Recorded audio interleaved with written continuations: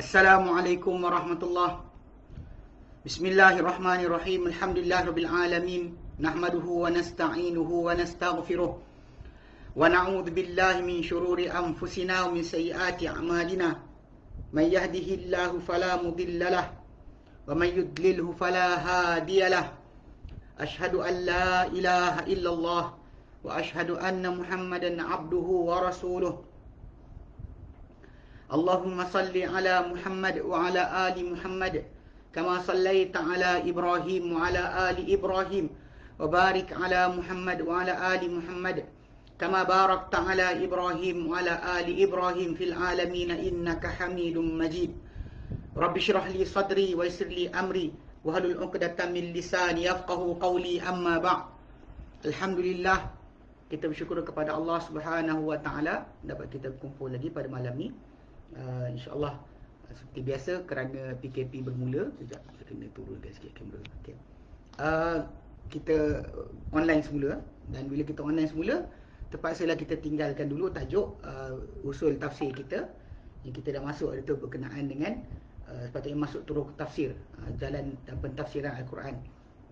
Tapi kita dah mula PKP balik, jadi kita ambil lah tajuk berkaitan. Dan kebetulan pada keadaan lepas bermula daripada akhir Ramadan baru ni, berlaku penganiayaan dan juga serangan besar-besaran orang-orang Yahudi terhadap saudara-saudara kita yang berada di Palestin, di Gaza, dan serangan tersebut mendapat liputan yang sangat meluas. Yang kita umat Islam, seperti biasa macam kita sering terangkan, mestilah bersama-sama dengan saudara-saudara kita yang ditindas, dan bukannya kita mengambil pendirian berkecuali. Sebab di antara tanda kita punya iman benar adalah kita ada cinta kerana Allah dan benci kerana Allah Ta'ala. Nabi SAW sabda dalam hadis yang sahih, man ahabba lillah wa sakhita lillah wa a'ta lillah wa mana'a lillah faqad istakmala al-iman. Barang siapa yang sayang kerana Allah, benci atau marah kerana Allah Ta'ala, memberi kerana Allah Ta'ala, tak memberi kerana Allah Ta'ala, maka telah sempurna iman dia. Dan hadis Nabi nyatakan, la yu'minu ahadukum, tidak beriman seorang kamu hatta yuhibba li akhihi ma yuhibbu li nafsihi. Tidak beriman seorang kamu sehingga dia cintakan untuk saudara dia apa cinta untuk diri sendiri. Dan kita suka untuk diri kita keamanan dan keselamatan, patut kita fikirkan benda yang sama untuk saudara mara kita yang berada di Gaza dan seluruh dunia yang ada umat Islam di sana. Waalaikumsalam warahmatullahi. Baik.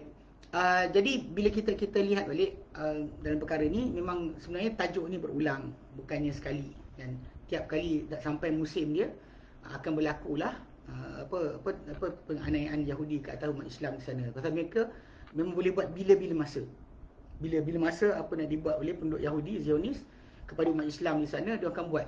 Tak ada siapa yang boleh menyekat, kerana Allah Ta'ala saja yang boleh menyekat benda berkenaan. Dan sebenarnya kalau kita perhatikan, benda ni adalah rintitan kepada apa yang Nabi sebutkan tentang tanda kiamat. Nabi nyata dalam hadis yang sahih berkata, la taqumus sa'ah hatta tuqatilil yahud. Takkan berlaku kiamat sehinggalah kamu memerangi orang-orang Yahudi. Hatta yakul syajar wal hajar, sampai berkata nanti batu dan juga pokok.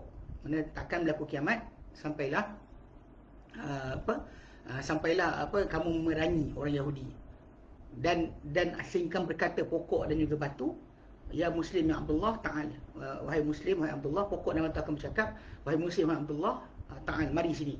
Hada Yahudin khalfi, ta'al faqtulhu. Ini ada Yahudi belakang aku, mari bunuh dia. Semua akan berkata kecuali syaitul gharqad, kecuali pokok gharqad saja yang tak akan bercakap. Jadi sebutan tanda Nabi SAW itu ketika Nabi sabdakan kepada para sahabat, ia adalah keadaan di mana orang Yahudi belum ada kuasa. Bahkan perkampungan mereka di keliling Madinah, kita lihat diserang dan juga diperangi oleh Nabi SAW dan para sahabat dengan mudah, tanpa sebarang halangan. Bani Quraizah ke Bani Qainuqa, Bani Nadir yang ada berada di Madinah tu, semua mereka dikepung dan juga ditawan oleh Nabi SAW dengan mudah. Dan bila Nabi sebutkan perkara berkenaan dan ketika tahun berkenaan, sebenarnya Yahudi tak ada negara. Ketika mana Nabi sabdakan kisah tersebut, Yahudi tak ada negara kerana Yahudi kali terakhir mendiami Quds ataupun bumi Palestin sebelum daripada Nabi SAW diutuskan adalah pada tahun 132 Masihi, selepas raja, seorang maharaja Rom, kerajaan Rom yang bernama raja Rom yang bernama Hadrianus telah mengusir Yahudi daripada sana.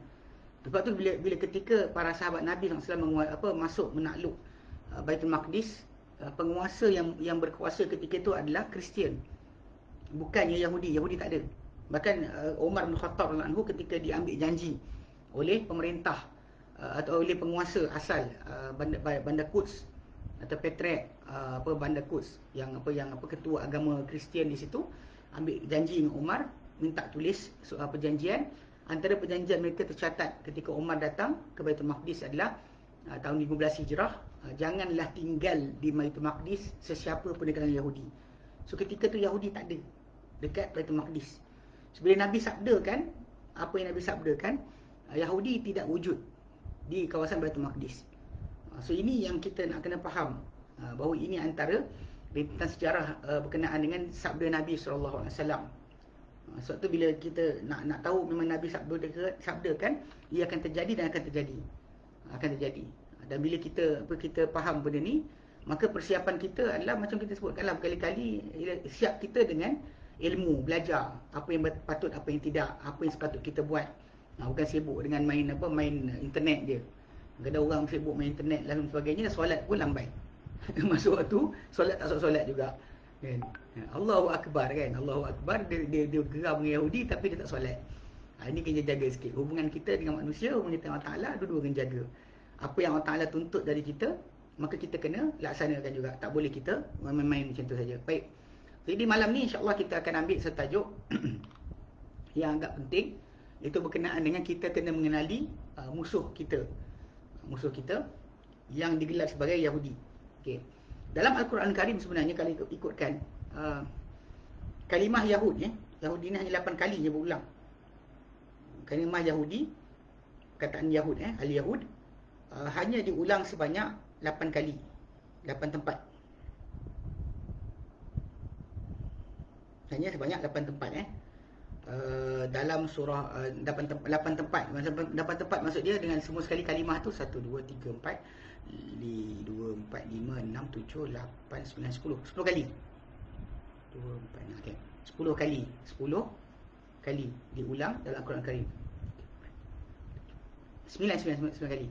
Al-Baqarah 113, Al-Baqarah 120, Al-Imran 67, Al-Maidah 18, Al-Maidah 51, Al-Maidah 64, Al-Maidah 82, Taubah 30. Okay, kan dalam Al-Quran Karim kalimah Yahud berulang sebanyak 9 kali saja. Okay, daripada 8 tempat. Okay. Kemudian kalau kita lihat gelaran lain mereka adalah orang-orang yang bergelar sebagai hadu, alladina hadu. Okay. Dia mengaku dia orang gelar mereka sebagai orang yang hadu, Yahud berdasar kepada gelaran berkenaan. Ada yang kata kerana mereka kembali kepada Allah Ta'ala, inna hudna ilaik, ada kalimah tersebut datang, jadi diorang gelar sebagai Yahudi. Dan ini berulang dalam Quran Karim sebanyak 10 kali. Okay. Jadi bila kita lihat kat sini, ni kena betulkan. Saya banyak dengar berkenaan dengan orang suka maki Israel. Dan ada ustaz pula kata tak apa, sebab alasan dia kerana dah jadi nama negara. Kita dalam konteks ni kena perhatikan betul-betul kan. Macam orang Kristian kata Isa tu Tuhan kan, kita tak maki Isa, kita tak kata Isa mengagut. Sebab penggunaan nama berkenaan kita tak bolehkan untuk kita cela Isa menjadi sedemikian, sebab bukan dia nak berdemikian. Demikian juga Bani Israel, anak-anak Yakub. Israel tu nama Yakub alaihissalam. Tak patut kita cela kalimah Israel. So kalau sepatutnya kita gunakan nama lain, contoh macam negara haram Yahudi ke, negara haram Zionis ke, Guna kalimah berkenaan lebih baik. Dalam Quran Karim kalimah kekecilaan memang tak nak gunakan. Orang-orang Yahudi kalimah dengan kalimah Yahudi dan Nasara. Adapun ketika gunakan kalimah Bani Israel, Allah Ta'ala akan gunakan untuk pujuk ketika nak pujuk untuk mereka patah balik, bertaubat, digunakan kalimah Bani Israel. Kalau jahat dia kata alladzina kafaru min Bani Israel, orang yang kufur di kalangan Bani Israel. Nanti kita akan baca nanti berkenaan tersebut. Bukan semua jadi kalimah tu kena jaga sikit. So bila kita mencela ke memarahkan dan sebagainya, kita kena pastikan tutur kata kita berpadanan dengan apa datang dalam Quran dan hadis Nabi SAW. So marah kita ada marah, tapi marah kita kena channel dengan cara yang betul. Geram kita geram, tapi tak boleh gunakan dengan cara yang salah. Kita tak boleh letakkan. Sebab ini beza kita ahli sunnah dengan ahli bid'ah. Ahli bid'ah semua benda boleh. Ahli sunnah dia akan jaga tutur kata dia ni halal atau haram dalam agama. Tidakkan dia halal atau haram dalam agama. Dia tak boleh tiba-tiba je dia kata saya suka, saya marah, saya geram. Tak boleh macam tu. Itu kalimah mencela Israel, kalimah Israel tadi tak patut dipakai. Walaupun diorang gunakan nama diorang sebagai Israel. So kita cuma jangan iktiraf penggunaan nama tersebut. Kita panggil lah negara haram Zionis ke, atau negara haram Yahudi ke. Guna kalimah tersebut tak ada hal.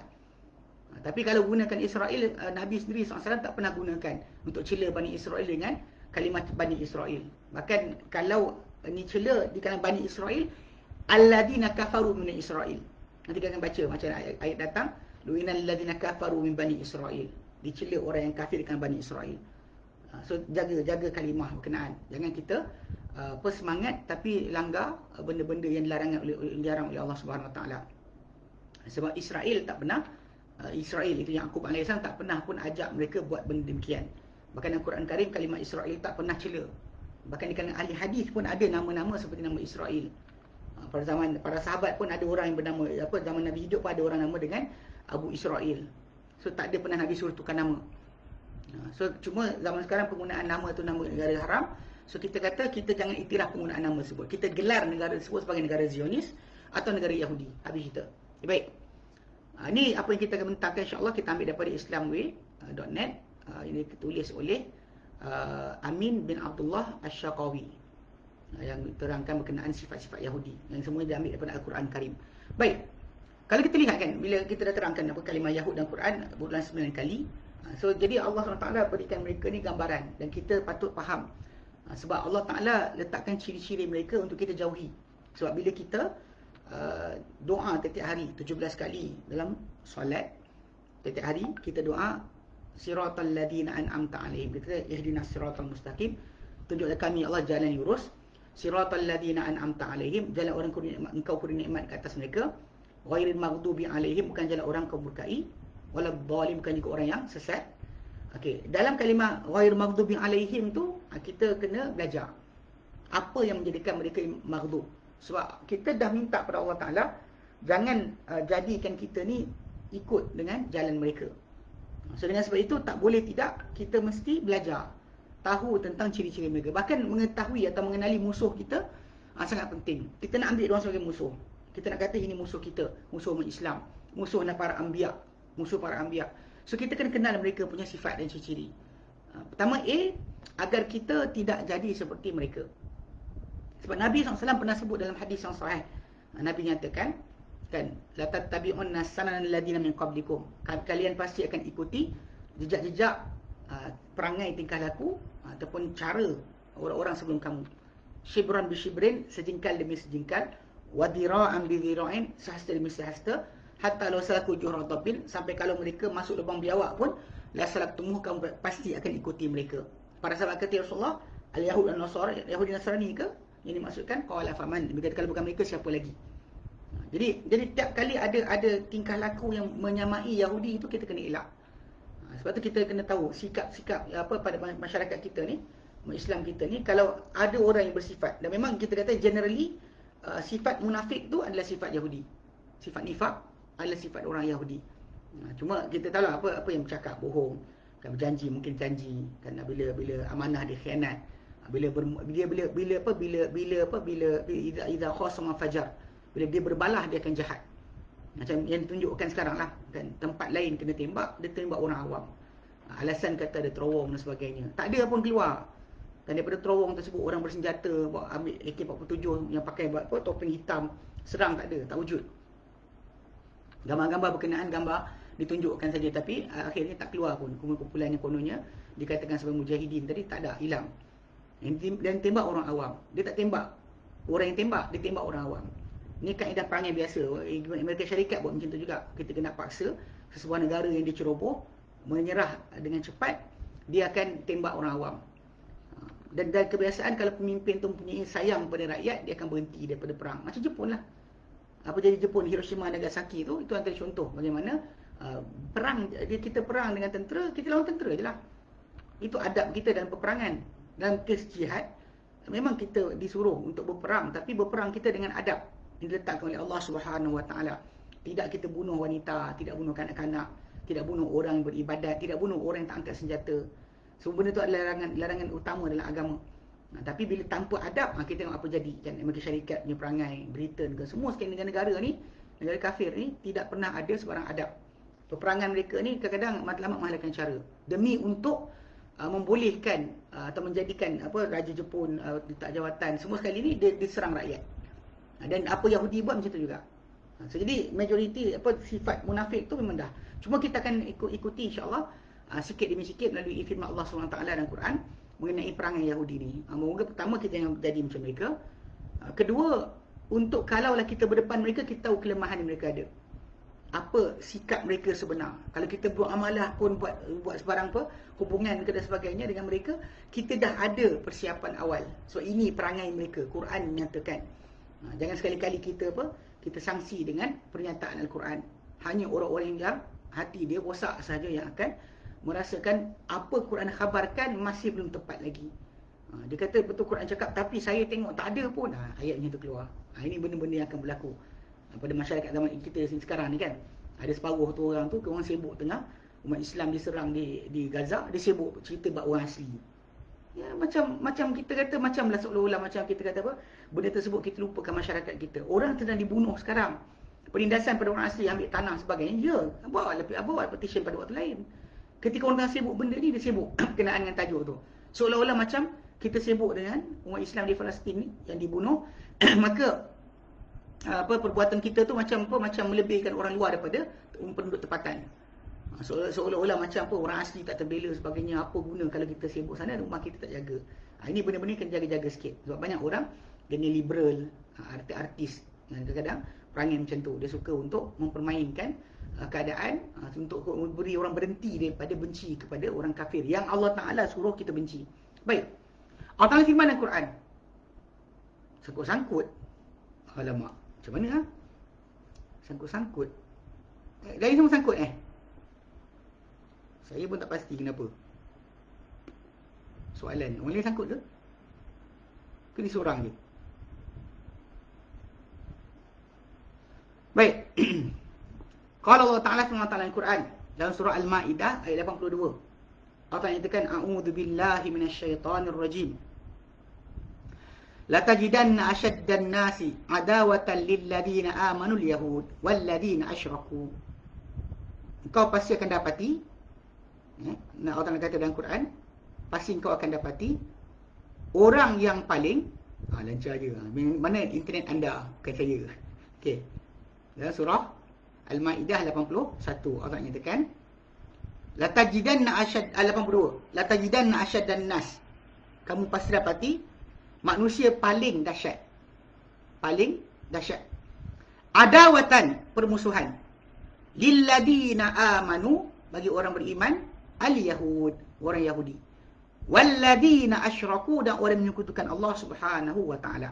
Ini dua kumpulan yang Allah nyatakan paling kuat permusuhan. Maka Allah Tabaraka Ta'ala memberitahu bahawa Yahudi, mereka ni adalah yang paling dahsyat manusia permusuhan dan juga peperangan terhadap umat Islam. Macam Allah beritahu bahawa mereka ni akan menyalakan, akan fitnah dan peperangan terhadap umat Islam. Dalam surah Al-Ma'idah ayat 64 Allah nyatakan. Dalam surah Al-Ma'idah ayat 64 Allah menyatakan berkenaan dengan sikap ataupun keadaan mereka, itu Yahudi punya perangai dan juga tingkah laku. Baik. Allah nyatakan wa alqaina bainahum Dan kami campakkan di antara mereka al-adawata wal baghdha'a ila yaumil qiyamati, ke permusuhan dan juga kebencian sehingga hari kiamat. Kullama awqadu nara lil harbi, setiap kali mana mereka nyalakan api untuk peperangan, atfa'ahallahu, Allah Ta'ala akan padamkan. Wa yas'auna fil ardi fasada, dan mereka akan menyebarkan di muka bumi kerosakan. Wallahu la yuhibbul mufsidin, Allah Ta'ala tak sukakan orang yang membuat kerosakan. Okey, baik. Tadi lupa kita terangkan, okay, bila kita sebut Yahudi ni, dia bukan lagi nama kepada apa? Nama kepada bangsa. Okay, kalau ikut pada bangsa mereka ni adalah Bani Israel, anak-anak Yaqub alaihi salam. Anak-anak Yaqub. Okey. Kalau ikut pada bangsa, mereka anak-anak Yaqub.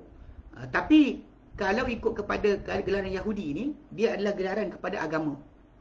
Dia bukan gelaran kepada bangsa. Bangsa mereka ni adalah anak-anak Bani Israel, anak-anak Yaqub. Tapi kalau ikut kepada agama, ya, itu nama lain. Macam Nasara pun nama negara, nama agama, kepercayaan.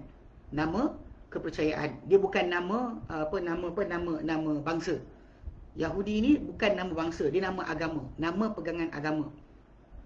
Sebab Allah Ta'ala sebutkan bila terangkan berkenaan dengan kedudukan Yahudi ni, Allah Ta'ala sebutkan dia kata innal ladina amanu wal ladina hadu wan nasara, kan, semua orang yang beriman, Yahudi dan Nasrani, wal majus, dan juga orang Majusi.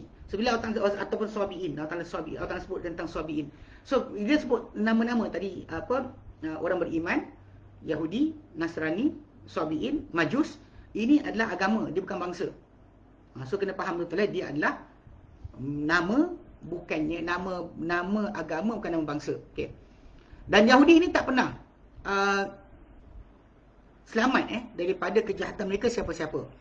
Bahkan sebenarnya mereka ni bukan setakat kepada manusia, bahkan kepada Allah Tabaraka wa Taala pun mereka kenakan dengan keburukan. Allah Taala firmankan dalam Quran surah At-Taubah. Surah At-Taubah ayat ke-30. Surah At-Taubah ayat ke-30. Surah At-Taubah ayat yang ke-30. Okay. Allah Ta'ala nyatakan, a'udzubillahi minasyaitonir rajim. Wa qalatil yahudu Uzair ibn Allah, dan berkata orang-orang Yahudi, Uzair itu anak Allah. Wa qalatil nasara al-Masih ibn Allah, dan berkata orang Nasrani pula al-Masih ibn Allah. Ini dua-dua daripada segi kedudukan mereka ni adalah satu, semua Bani Israel. Semua dua cakap tentang Allah Ta'ala ada anak. Okay. Dzalika qauluhum bi afwahihim yudahiuna qaulal ladzina kafaru min qabl. Itu kata-kata mereka dengan mulut mereka sendiri, menyamai dengan kata-kata orang-orang yang kafir sebelum daripada ini. Qatalahumullah anna yufakun. Allah Ta'ala binasakan mereka. Macam mana boleh mereka ada-adakan pembohongan. Bahkan ada di kadang-kadang mereka punya buruknya perangai mereka ni kepada Allah Ta'ala, sampai mereka kata Allah Ta'ala fakir, mereka kaya. Allah Ta'ala fakir, mereka yang kaya. Di dalam surah Ali Imran. Ali Imran ayat yang ke 80. Okey. Ali Imran dalam ayat yang ke 181. Ali Imran 181, Allah Ta'ala nyatakan, a'udzubillahi minasyaitonir rajim. Laqad sami'a Allahu qaulal ladzina qalu innallaha faqirun wa nahnu aghniya. Sesungguhnya Allah telah mendengar kata-kata orang yang mengatakan sesungguhnya Allah Ta'ala itu fakir, kami yang kaya. Allah Ta'ala kata sanaktubu ma qalu wa qatlahumul anbiya'a bighairi haqqin. Kami pasti akan tuliskan apa yang mereka katakan, dan pembunuhan mereka terhadap para anbiya dengan tanpa kebenaran. Wa naqulu dzuqu adzabal hariq, nanti kami akan kata kepada mereka, rasakanlah azab pembakaran, azab api neraka. Ali Imran 1. Dengan kata-kata kufur ni dan yang buruk dan perangai mereka ni seperti berbohong atas nama Allah Ta'ala, menyekat dari jalan Allah Ta'ala, mereka layak untuk dimurkai oleh Allah Subhanahu Wa Ta'ala juga laknat Allah Ta'ala sehingga hari kiamat. Dan unless mereka tukar perangai, itu je. Kalau kita lihat pada sudut ayat-ayat yang turun kepada Nabi SAW berkenaan Yahudi ni punya kemurkaan Allah Ta'ala pada Yahudi dan sebagainya, diorang boleh keluar daripada kemurkaan tadi dengan syarat Tukar agama lah. Tinggalkan fahaman mereka yang salah, masuk kepada agama Islam, akui tentang kebenaran Muhammad SAW, maka selesai masalah. Dia tak ada lebih dari itu pun. Hatta kalau orang bohong sekalipun bukan kerja kita untuk mempersoalkan. Cuma kalau tidak, maka sampai kiamat mereka layak untuk dilaknat. Sampai kiamat Dan Allah Ta'ala jadikan di kalangan mereka ni, bahkan Allah Ta'ala pernah jadikan di kalangan mereka ni ada jadi kera dan babi sebagai hukuman untuk mereka. Surah Al-Ma'idah ayat 160, ayat ke-60.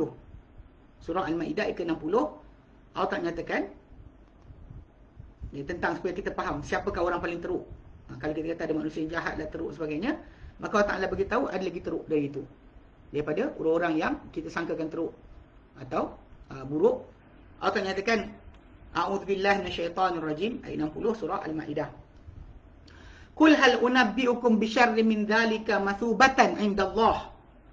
Katakan hai Muhammad, kamu nak tak aku beritakan kepada kalian dengan yang lebih dahsyat, lebih teruk berbanding itu dari segi balasan dan juga pembalasan ataupun siksaan si Allah Subhanahu Wa Taala. Siapa dia? Man la'anahu Allah wa ghadiba alaihi. Mereka atau sesiapa yang dilaknat dia oleh Allah. Allah Taala murka ke atas dia. Wa ja'ala minhumul qiradata wal khanazir. Allah Taala jadikan di kalangan mereka jadi kera dan juga babi. Ni yang benda yang kita kata pernah dengar bila Aisyah radhiyallahu anha dia marah bila seorang Yahudi datang kepada Nabi SAW. Yahudi tu kata assalamu alaik, dan Aisyah punya marah. Dia kata waalaikumsalam wal la'nah wal maut ya abna qiratal khanazir, wahai anak kera dan babi. Kata kau laknat, kematian kan. Wahai anak kera dan babi. Cuma Nabi marahlah. Nabi tak benarkan Aisyah teruskan cakap semikian. Tapi ini realiti. Yang memang Allah Ta'ala pernah jadikan sekumpulan di kalangan mereka jadi kera, dan ada sekumpulan jadikan babi. Ditukar rupa mereka kerana keburukan perangai mereka. Dan kerana itu juga Allah Ta'ala nyatakan bahawa sampai kiamat. Ini janji yang sampai kiamat yang akan terjadi. Macam dalam ayat yang ke-8 surah Al-Isra. Kadang ada orang bacakan kisah yang kisah yang Allah Ta'ala nyatakan bahawa mereka ni akan buat kerosakan di muka bumi 2 kali. Kan? 2 kali. Jadi kerana dua kali itu dah berlaku. Dua kali itu dah berlaku. Sebab kita balik pada asal ketika para sahabat masuk ke Baitul Maqdis, tahun para sahabat masuk tahun 15 Hijrah, sebenarnya Yahudi tak ada. Tidak ada dalam bandar berkenaan. Cuma yang kita faham daripada apa diberitahu kepada kita oleh Al-Quran Karim, bahawa telah terjadi 2 kali perosakan mereka, dan Allah Ta'ala utuskan tentera di kalangan Rom ni musnahkan mereka. Atau dibakar Baitul Maqdis tu dirosakkan 2 kali kerana perbuatan mereka. Jadi cuma Allah Ta'ala nyatakan pada ayat ke-8, asa rabbukum ayyarhamakum, moga-moga Tuhan kamu dengan dihukum kamu, dia akan belas kasihan pada kamu balik. Allah Ta'ala kata wa in uttum udna, kalau kamu ulang balik, kami akan ulang balik pada kamu siksaan. Dan itu yang Allah Ta'ala sebutkan dalam ayat surah Al-Ma'idah 167, Al-A'raf 167. Allah Ta'ala nyatakan wa id ta'adzan rabbuka, dan ingatlah tak kalimat Tuhanmu menyeru, la yab'atsanna 'alaihim ila yaumil qiyamati man yasumuhum su'al azab. Ingatlah tak kala mana Allah Ta'ala berfirman dalam Quran, ada berfirman itu dalam Taurat kepada mereka, pasti dia utus kepada mereka sampai hari kiamat sesiapa yang akan memburukkan mereka dengan seteruk-teruk azab, mengenakan mereka seteruk-teruk azab. Mana janji Allah Ta'ala telah berlaku. Sebab tu kalau kita lihat di kalangan orang Yahudi ni, mereka kadang terpecah dua. Satu pihak yang Zionis, yang beria nak establish negara, nak kekalkan kedudukan kekuasaan dia, dan satu lagi kumpulan yang kononnya tak setuju. Kumpulan tak setuju ni kebanyakannya daripada kalangan rabai-rabai Yahudi yang takutkan terkena akan apa yang Allah Ta'ala janji pada mereka. Diorang tahu kalau diorang melampau, maka akan datang nanti bantuan Allah Ta'ala dan akan rosakkan mereka. Macam ayat 167 Al-A'raf. Sebab tu kita umat Islam, benda ni berlaku, kita kata ini untuk sebab reason, untuk bertukarnya keadaan. Kalau mereka kekal jadi baik dan sebagainya, kita pun tak boleh bergerak. Tapi bila mereka zahirkan permusuhan, mereka zahirkan akan penindasan dan sebagainya, maka automatik benda ini menjadi sebab untuk Allah Ta'ala utuskan nanti ke atas mereka tentera yang akan menewaskan mereka. Ini asbab. Dia pasal manusia ni kalau tanpa tekanan dia tak akan bertukar. Tanpa tekanan manusia tak akan bertukar. Dia akan duduk diam macam tu. Tapi bila keperluan dia ada, dia mula start mencari jalan untuk menyelesaikan masalah, dan dari situlah akan terbitnya penghasilan penyelesaian, insya-Allah. So kita harap benda ni yang berlaku tadi, dan Allah terima kematian umat Islam kita sebagai syahid, dan dalam masa sama Allah jadikan ini punca penyelesaian akan terjadi. Kita tak suka, tapi kalau tanpa benda ni berlaku, orang mungkin tak sedar. Mungkin ramai orang tak pernah sedar pun berkenaan apa jadi di sana, tapi bila berlaku apa yang berlaku, barulah orang sibuk. Boleh nak belajar balik, dan kita insya-Allah akan sharekan siri-siri pengenalan dan pengetahuan supaya orang kita tahu dan faham akan kisah yang berlaku sekarang. Okey, baik. Okey, jadi memang Yahudi ni telah masyhur terkenal dengan sifat-sifat yang buruk. Kan Allah Taala sebutkan dalam kitabnya mengenai mereka. Dan sifat-sifat ini sebenarnya boleh dikatakan tertanam dalam ciri orang Yahudi yang agama. Kalau Bani Israel tu ada yang jadi baik. Bani Israel ada yang macam zaman Nabi SAW dahulu, ada di kalangan mereka. Contoh macam Zaid bin Sa'nah, pendeta yang dia test Nabi dengan satu benda, kemudian bila Nabi dia tengok kepada Nabi SAW, tanda tersebut ada, dia masuk Islam. Abdullah bin Salam yang terkenal bahawa dia ialah orang yang macam disebutkan dalam Quran Karim dalam surah Al-Baqarah, udkhulu fis silmi kaffah, kan.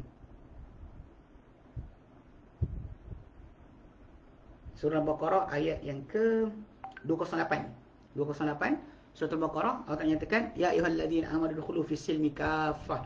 Dia adalah Abdullah bin Salam. So memang ada di kalangan mereka yang masuk Islam dan jadi elok, bagus. Tak ada masalah kat situ. Tapi yang mana kekal nak beragama dengan agama Yahudi, fahaman agama ajaran Yahudi, orang-orang tersebutlah akan masalah kat sini. Dia takkan boleh bertukar perangai. Memang ada pada diri dia sifat-sifat ini. Okey. Dan jadi orang Islam, setiap orang Muslim kena berada di atas, berjaga-jaga di atas muamalah mereka dengan Yahudi tadi. Janganlah kita jangan sangka teknologi mereka dan sebagainya semua sekali dah bagus. Tak ada, kita tak akan tengok pada situ. Kita akan lihat kepada apa Allah Ta'ala ceritakan kepada kita tentang mereka. Baik. Di antara perangai mereka ni, sikap orang Yahudi ni yang Allah Ta'ala ceritakan dalam Quran Karim adalah sikap berpaling tadah, khianat, memungkiri janji dan juga perjanjian. Ini perjanjian dan perjanjian mereka akan batalkan. Tak pernah mereka setia dengan janji. Hatta ini kita boleh lihat pada zaman Nabi SAW hidup pun dah terjadi. Kalau sebelum tu, pada kisah Musa AS dengan kaum dia pun dah terjadi. Kisah Nabi Yusha' bin Nun sekelas daripada Musa tak ada, yang bawa lantik tentera. Ayat 264. Ayat 264 sampai ayat yang ke 246 sampai 252. Surah Al-Baqarah, kita baca kisah tentang Talut, bagaimana Talut dijadikan raja. Dekat situ kita dapat lihat bagaimana mungkir janji mereka ni, pengikut-pengikut para anbiya ni sangat dahsyat.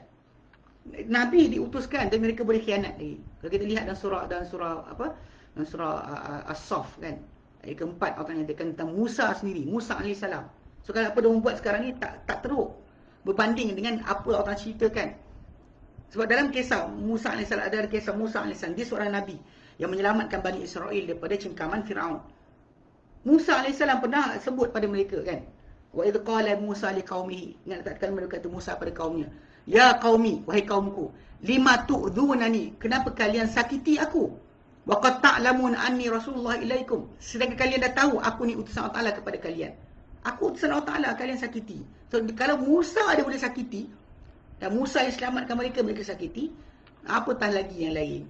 So, jangan pelik. So perangai mereka sentiasa begitu. Tak pernah mereka ni baik. Ini Allah Ta'ala ceritakan dalam Quran Karim. Okay. Jadi dalam Quran Karim contoh Allah Ta'ala nyatakan perangai sikap mereka mungkir janji, langgar perjanjian dan khianat. Ini buat tipu daya sebagainya. Ini perangai mereka biasa. Allah nyatakan surah Al-Maidah ayat 13. Al-Maidah ayat yang ke-13. Al-Maidah 13.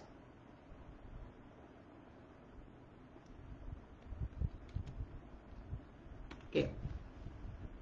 Allah nyatakan a'udzubillahi minasyaitonir rajim. Fabima naqdihim mitsaqahum la'annahum wa ja'alna qulubahum qasiyah. Maka dengan sebab pemungkiran mereka terhadap perjanjian mereka, mungkin mereka janji mereka sendiri, kami laknat mereka dan kami jadikan mereka, ke hati mereka ni keras. Yuharrifuna al-kalima am mawadhi'ihi, mereka mengalihkan atau menukar kata-kata daripada kedudukannya. Setiap apa yang Tuhan kata kepada mereka, mereka alih-alihkan agar mereka boleh melanggarnya. Okay. Dan memang sejarah menyaksikan tentang pemungkiran orang Yahudi terhadap perjanjian dan juga sebarang persefahaman. Mereka telah melanggar perjanjian dengan Rasulullah SAW. Mereka cuba untuk bunuh baginda lebih daripada sekali. Racun lah, campak batu dan sebagainya. Dan bahkan yang terakhirnya, mereka ni pernah letakkan racun pada seekor kambing, pada daging kambing yang dimasak. Mereka hadiahkan kepada Nabi SAW. Kan Nabi makan daripada dia, Nabi kunyah, kemudian Nabi ludahkan balik. Ya. Kemudian Nabi SAW sebenarnya merasai kesakitan tersebut. Cuma Nabi SAW Allah tak jadikan mati, melainkan setelah daripada mana selesai tugas baginda SAW. Itu antara mukjizat. Nabi makan tapi tak mati. Nabi mati lepas daripada selesai tugasan baginda sebagai Rasul. Betul dalam Sahih Bukhari dan hadis nombor 5777. Ada ceritakan berkenaan bagaimana percubaan Yahudi membunuh Nabi SAW dengan letakkan racun. So bukan sekali. Sedangkan mereka tahu bahawa Nabi SAW adalah utusan Allah Ta'ala. Dan bahkan mereka dah buat perjanjian dengan Nabi untuk berdamai. So Nabi berikan hak pada mereka, apa yang dapat pada orang Islam dapat pada mereka juga. Tapi mereka telah buat pengkhianatan yang berkali-kali. Okay. Dan apa yang telah berlaku pada saudara kita di Palestin adalah saksi terbesar di atas pemungkiran perjanjian. Dan Yahudi ni sebenarnya tak bermanfaat bersama mereka perjanjian dan juga sebarang deklarasi tak ada, ataupun kesepakatan tak ada guna. Ya, mereka hanya mengenal bahasa, kekerasan dan juga kekuatan. Kerana itu, apabila mereka melanggar perjanjian dengan Nabi SAW, baginda telah kepung mereka. Ya, baginda telah kepung mereka dan baginda turunkan hukum. Antara yang kena adalah macam Bani Quraizah. Kan diletak kepada dia hukum Sa'ad bin Mu'adh. Dan cerita dia kan bila tentera Ahzab datang serang daripada satu arah, Bani Quraizah datang nak serang daripada arah belakang. So bila selesai peperangan dengan Ahzab tak berjaya, golongan tentera Ahzab puluhan ribu, 10,000 lebih datang nak serang Madinah, diorang diusir. So kumpulan Bani Quraizah ni dah keluar sebenarnya nak serang Nabi daripada belakang. Tapi bila Ahzab lari, diorang patah balik, berkubu balik dalam kubu mereka. Dan hasil dia bila Nabi patah balik, kepung mereka, Nabi dah kepung mereka. Kisah yang masyhur, Nabi kata jangan solat seorang kamu asal kecuali Bani Quraizah. So jadi bila sampai ke situ, diorang tak nak Nabi letakkan hukum. Diorang setuju kalau Sa'ad bin Mu'adh dia letakkan hukuman ke atas mereka. Dan Sa'ad bin Mu'adh satu masa dulu sebelum daripada Islam memang pernah bersaudara dengan Bani Quraizah. Aus pernah bersaudara dengan Bani Quraizah. Lalu Nabi SAW bila mereka cakap macam tu, Nabi kata setujulah. Sa'ad bin Mu'adh letakkan hukum paling berat. Dibunuh semua lelaki yang telah balik, dibiarkan wanita dan kanak-kanak hidup. Jadi ketika tu dihukum mereka. Jadi bunuh kan dengan pembunuhan lah kan. Dan dijadikan wanita mereka dan juga anak-anak mereka sebagai tawanan. Jadi agihkan harta mereka kan. Jadi Nabi pernah kata pada Sa'ad bin Mu'adh bila Nabi dihukum oleh Sa'ad bin Mu'adh sedemikian, Nabi kata laqad hakamta fihim bi hukmil malik. Engkau telah hukum pada mereka dengan hukum seorang raja. Raja biasa akan buat macam tu. Sahih Bukhari hadis nombor 38, Sahih Muslim hadis nombor 1768. Ini semua datang baik. So ini memang kita dapat lihat dekat situ macam mana mereka cuba dan mereka berterusan tidak pernah setia dengan janji. Sentiasa mengkhianati janji. Buatlah perjanjian apa sekalipun, Balfour ke, Oslo ke, kan, Camp David ke dan sebagainya, semua mereka akan langgar. Mereka tak kenal kecuali bahasa kekerasan saja. Bahasa kekerasan baru mereka sedar.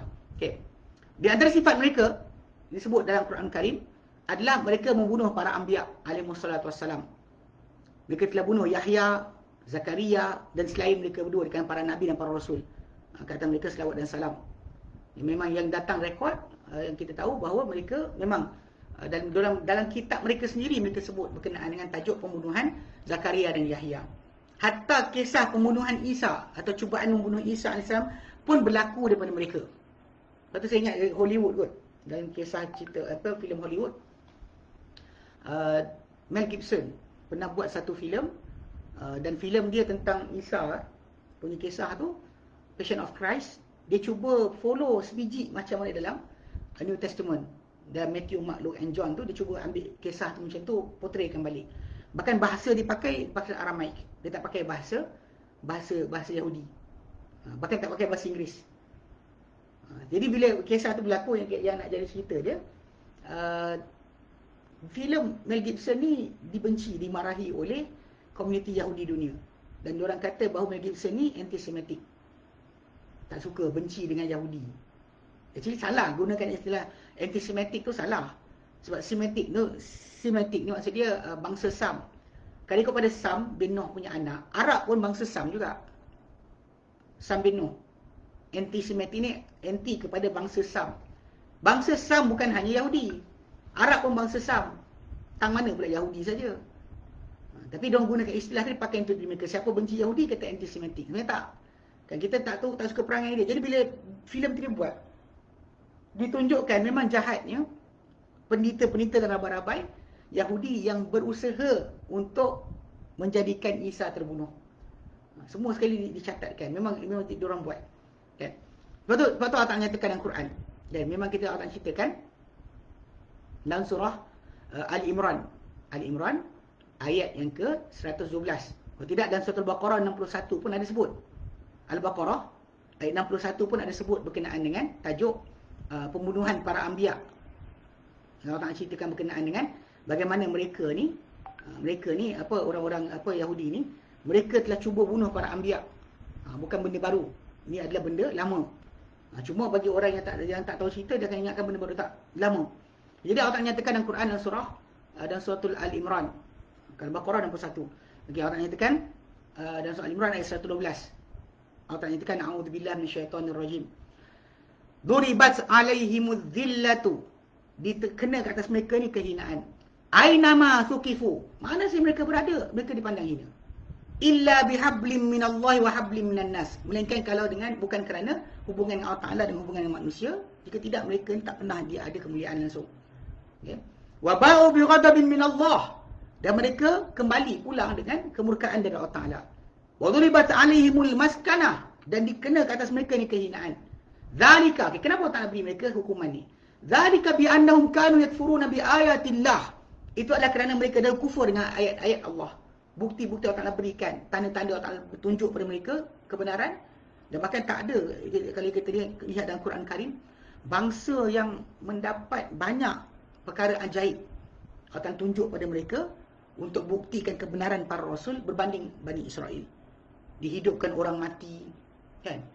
Dibelahkan lautan, diturunkan manna wa salwa, dipayungkan dengan awan. Apa lagi kalau kita katakan, dan bahkan semua para anbiya, kisah Uzair sendiri pun. Uzair punya kisah yang mati 100 tahun hidup balik pun kisah mereka. Allah Ta'ala beri kepada mereka ni keajaiban satu demi satu.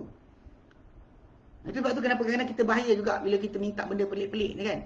Kita bimbang jadi macam Bani Israel ataupun Yahudi terutamanya, yang mereka dapat lihat macam-macam keajaiban, akhirnya mereka rasa Allah Ta'ala sayang mereka. Akhirnya mereka tak nak tunduk, tak nak patuh sebab rasa kalau buat jahat mana pun Tuhan masih sayang. Dan semua patut lembu pun masih lagi Allah Ta'ala ampunkan. Cakap pada Musa takkan beriman kecuali lihat Allah Ta'ala depan mata pun dimatikan 70 orang tu kemudian dihidupkan balik. Ni miracle yang berulang kali. Sebab tu Allah Ta'ala kata sebab mereka ni kufur dengan ayat-ayat Allah, bukti-bukti Allah. Wa yaqtulunal anbiya bighairi haqqin, dan mereka bunuh para nabi dengan tanpa kebenaran. Zalika ma asaw wa kanu ya'tadun, itu dengan sebab apa mereka dahulu derhaka dan dahulu mereka melampau. Mereka menderhaka perintah Allah Ta'ala dan mereka melampau. Itu semua punca kenapa Allah Ta'ala laknat mereka. Allah Ta'ala kenakan mereka kehinaan. Dia pergi mana pun orang menyampah. Di mana pun menyampah. Hatta dalam bahasa isyarat dunia. Bahasa isyarat dunia. Okey, Jew ni ditunjuk dengan dua isyarat. Satu, hidung. Hidung panjang. Satu lagi ni. Ni simbol untuk Yahudi. Duit. Mana bukan simbol dia tolong orang, tak. Simbol untuk bahasa isyarat bagi Yahudi tu. Ni. Nak ceritakan betapa hinanya mereka di mata dunia. Mereka ni sentiasa sibuk dengan keuangan, tak pernah ada buat kebajikan, tak ada. No kebajikan at all. Tak ada langsung sebab tu Allah Ta'ala ceritakan. Jadi mereka dipandang sedemikian. Dan bahkan kalau kita lihat ada satu buku dikarang Crime and Punishment, Theodore Dostoevsky, dia penulis Rusia.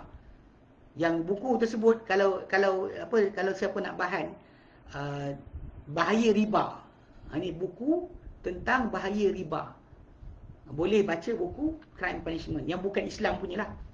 Bukan Islam punya. Dikarang oleh seorang sosialis nama Theodore Dostoevsky. Saya payah nak sebut nama dia. Tapi nama buku dia Crime and Punishment. Dalam buku tersebut diportraykan berkenaan dengan tajuk panggil apa? Orang yang menyebabkan diri manusia tu rosak sebagainya, seorang perempuan tua Yahudi yang dia kenakan bunga kepada siapa pinjam duit pada dia. Jadi perempuan Yahudi, dia memang Yahudi. Sentiasa dibayangkan sedemikian. Yahudi jahat. Kalau dulu zaman-zaman nenek kebayan pun tunjuk gambar hidung panjang. Semua tu nak isyarat kepada Yahudi. Tunjukkan Yahudi ni jahat. Even Hansel and Gretel tu pun tunjuk macam tu juga. Gambaran berkenaan dengan perempuan yang ahli sihir tu hidung panjang. Semua tu adalah gambaran berkenaan dengan Yahudi sebenarnya. Ceritakan Allah Ta'ala jadikan. Punca sebab mereka dulu kufur dengan ayat Allah Ta'ala dan mereka bunuh para anbiya dengan tanpa kebenaran. Itu sebab Allah Ta'ala kenakan balik pada mereka akan perkara tersebut. Tapi kalau mereka bertaubat dan balik ke jalan Allah Ta'ala akan terima. Tapi mereka tak nak. Mereka tak mahu benda berkenaan. Kita larikan Ahmad dalam musnad beliau daripada hadis Abdullah bin Mas'ud radhiyallahu anhu bahawa Nabi SAW telah bersabda. Nabi kata asyaddun nasi azaban yaumal qiyamati rajulun qatalahu nabiyyun aw qatala nabiyya. Nabi kata dalam musnad Ahmad hadis nombor 3868, manusia paling dahsyat azab pada hari kiamat adalah seorang lelaki yang dibunuh oleh seorang nabi. Mana lelaki ni nabi bunuh dia. Mana teruk jahat sangat, seorang nabi bunuh dia. Ataupun dia bunuh seorang nabi. Dia bunuh seorang nabi. Ini di antara sikap mereka. Yang kedua kita terangkan. Okay, di antara sifat mereka yang buruk adalah penderhakaan mereka terhadap Allah SWT. Okay. Pelampauan mereka terhadap makhluk-makhluk Allah Ta'ala. Mereka melampau pada makhluk-makhluk Allah Ta'ala. Dan bahawa mereka ni takkan menegah daripada kemungkaran di antara sama mereka. So bila berlaku kemungkaran ni kan, ada takkan saling tegah menegah. Tak ada nasihat, tak ada apa. Mereka akan sentiasa buat dan tak ada siapa rasa benda tersebut salah. Mereka diamkan dan juga teruskan buat. Walaupun tahu benda ni kalau kita ikutkan timbangan akal atau moral masyarakat moral masyarakat, kita semua tahu benda ni salah. Tak ada siapa yang boleh kata benda ni okey. Semua akan tahu benda ni adalah tak betul. Tidak patut berlaku kepada para anbiya ataupun kepada siapa saja apa yang terjadi. Tak ada siapa kata patut. Namun begitu berlaku juga dan tak ada siapa tegur. Ini perangai. Dan bahkan sebenarnya ni ada ajaran, kalau kita perhatikan dalam cerita kartun kadang-kadang dia orang buat ajaran ni. Okey. Dalam firman Allah Taala dalam surah Al-Maidah 78-79, Allah nyatakan, A'udzu billahi minasyaitonir rajim. Lu'inal ladzina kafaru min bani Israil ala lisani Daud wa Isa bin Maryam. Dzalika ma asaw wa kanu ya'tadun. Dilaknat orang-orang yang kafir di kalangan Bani Israel. Ini kita kata istilah penggunaan. Bani Israel saja tak. Orang kafir dengan Bani Israel. Dilaknat di atas lidah Daud AS. Antara raja mereka yang pertama. Lepas daripada Talut, Daud AS yang berkuasa sebagai raja. Menguasai Palestin, menguasai Quds. Daud AS pun telah melaknat mereka.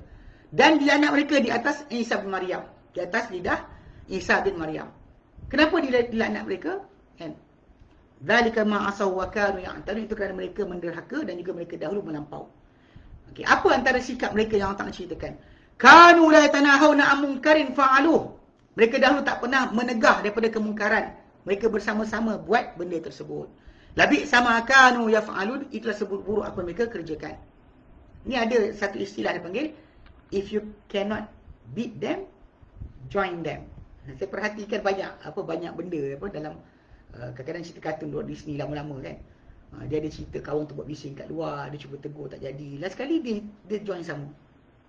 Istilah dia bagi, tak boleh kita lawan, kita join. Ini satu slogan yang salah. Satu slogan yang salah. Dalam Islam, harga diri kita, benda salah itu salah, tak perlu kita tukar kita punya fahaman untuk jadi macam tu. Hanya kerana pastikan diri kita tak dimusuhi orang. Tapi itu idea tu disebut. Ditunjukkan dalam kartun, anak-anak kita tengok tak perasan. Kita tengok cerita, saya ingat lagi kan, cara-cara benda sebut. Tak boleh join, salah kalahkan, kita join. tak boleh kalahkan kita, sertai sama. Ini mungkin ada sebahagian daripada golongan yang munafik di kalangan umat Islam yang buat kerja macam tu. Tak boleh nak tegah kemungkaran, maka last sekali join sama kemungkaran tersebut. Ini adalah di antara perkara yang sangat salah. Ini sifat Yahudi yang menyebabkan mereka ni dilaknat oleh para anbiya. Okey. Dan di antara perkara perangai mereka yang Allah ceritakan dalam Quran Karim, ya. Allah ceritakan dalam Quran Karim adalah mereka makan harta manusia dengan batil. Harta ramai mereka makan dengan batil. Makan dengan batil. Ya, maksud dia dengan secara tipu, secara bohong.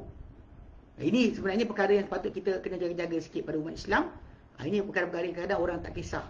Dia kata tak apalah, nanti makan batil pun nanti kita minta ampun, Allah tak akan ampunkan. Ini perangai yang tak sepatut berlaku pada umat Islam sendiri. Dalam Al-Quran Karim, okay, datang penjelasan perkara ini dalam surah Al-Ma'idah 62-63 tentang sikap Bani Israel, sikap Yahudi lebih tepat, yang mereka ni bahawa mereka dahulu memakan harta manusia dengan batil.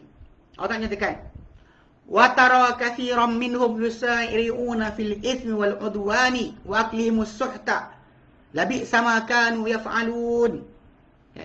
Engkau melihat ramai di kalangan mereka bersegera kepada dosa. Pada dosa tu cepat-cepat je, tak kisah pun, tak ada tangguh-tangguh. Ni pada masa sekarang ni kan, artis-artis sebagainya, tunjuk sokongan, cakap cukup lah, tak payah menyanyi lah. Kan awak menjadikan buat konsert dan sebagainya untuk kononnya solidariti bersama mereka. Kita bukan cara orang kafir, kita ada Islam. Dan cara kita, umat Islam kita ni, kita patut persebarkan kan, untuk melaksanakan kunut nazilah. Dan barang sampai kerjaan kita ni yang kita panggil sempat bangun malam lagi, kita masih lagi ada kebiasaan kita Ramadan hari itu berjaga malam, kita gunakanlah seperti akhir malam berdoa. Bangunlah doa, bangkitlah berdoa kepada Allah Ta'ala. Ni kita tidur, kemudian kita besok pagi marah-marah, ambil handphone, ngamuk-ngamuk. Tapi bila masa kosong untuk boleh kita doa, tak berdoa pun.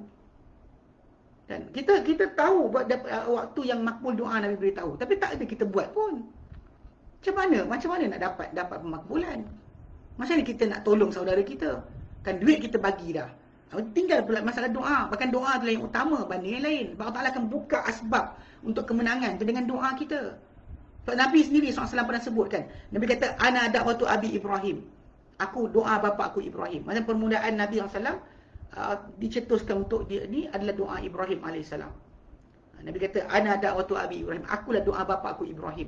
So kita nakkan sesuatu berlaku di sana. So doa jangan berhenti. Jangan kita berhenti berdoa. Angkat tangan kita berdoa kepada Allah Subhanahu Wa Taala. Tak usah buat solat hajat. Buatlah benda yang sunnah.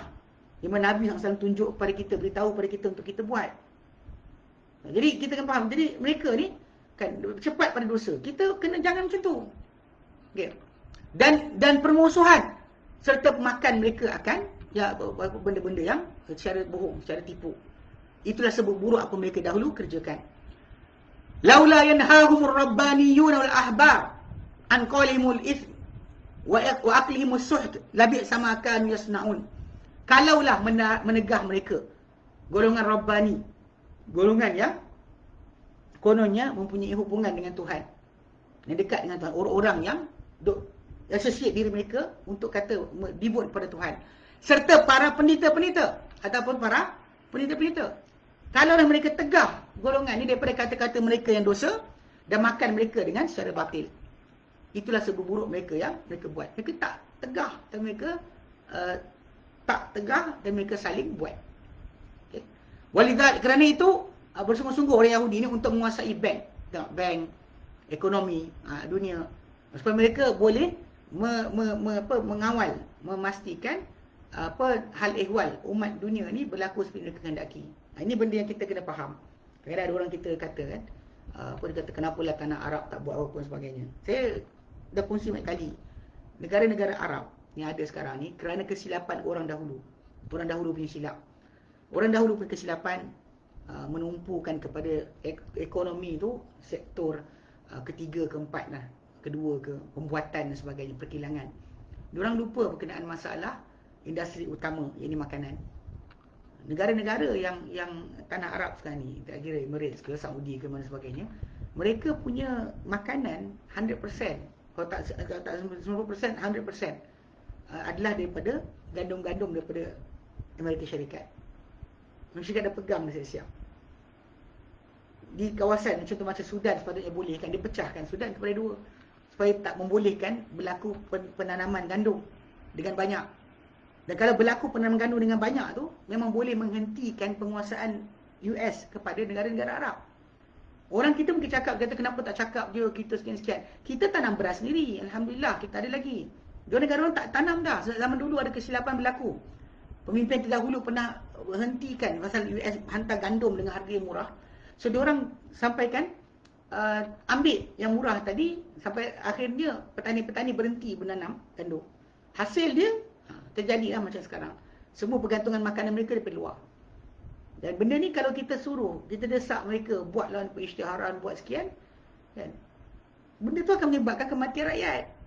Sebab rakyat orang tak dapat makan, orang pula mati. So kita ada double. Kita duduk jirit-jirit seorang buat, kita tak tahu apa jadi. Dan kalau contoh macam negara-negara yang contoh macam ada hubungan diplomatik macam Turki contohnya kan. Turki tak halau pun duta Israel dekat Turki. Demikian juga dia tak halau dia tak tarik balik duta mereka, duta Turki di Palestin atau di negara haram Yahudi itu. So kena jaga kepentingan tadi. Kita tahu. Jadi kalau bantuan tu diberikan dengan tanpa pengisytiharan media pun tak ada masalah. Yang penting bantuan tu berjalan. Jadi kita sekarang kan tak perlu kita tunjukkan kat televisyen banyak mana kita dapat. Yang penting bantuan berjalan. Bantuan terus berjalan. Kadang-kadang kita ni tunjukkan sangat benda yang kita buat ni kan, strategi tersebut akan rosakkan diri kita. Jadi bagi tahu berapa belas juta dapat kan. Atau saya bagi tahulah. Saya bagi tahu. Kita yang penting orang sana selamat. Bukan masalah jutaan yang kita sibuk kumpulkan. Okey. Jadi maksud dia kalau kita lihat memang diorang usahakan, cuba dan memang berjaya dari sudut itu.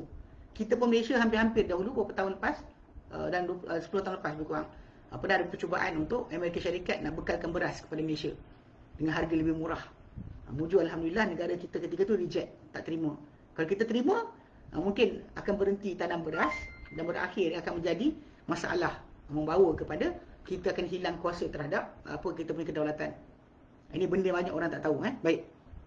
Apa benda 50 sen hantar 2 minggu? Saya dengar bunyi keteng. Okey. Baik. Di antaranya, sikap mereka yang kita patut elakkan dan kita jaga-jaga daripada perkara ni. So kalau orang ada maklumat kan takkan kongsi kita. So Allah Ta'ala nyatakan dia ada sikap mereka adalah menyembunyikan ilmu. Yang Allah Ta'ala perintahkan mereka sampaikan. Terutama tentang kebenaran Muhammad SAW. Tapi ada ilmu lain pun mereka akan sorokkan. Mereka takkan sampaikan pada orang lain. Contoh dalam surah Al-Imran. Al-Imran ayat yang ke-187. Al-Imran 187. Al-Imran 187. Saya pastekan